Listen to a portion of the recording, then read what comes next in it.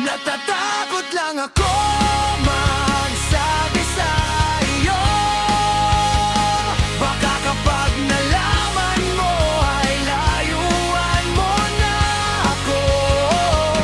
Kaya mas mabuti pa siguro na hanggang dito na lang. Sasarilinin ko na lang ang nararamdaman.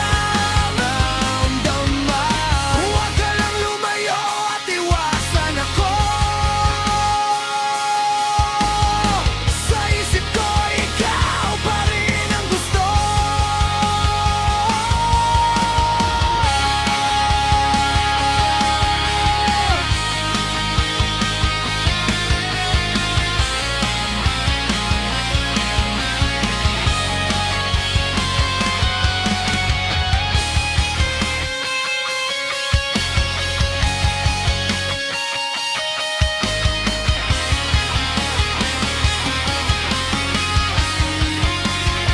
Natatakot lang ako magsabi sa iyo.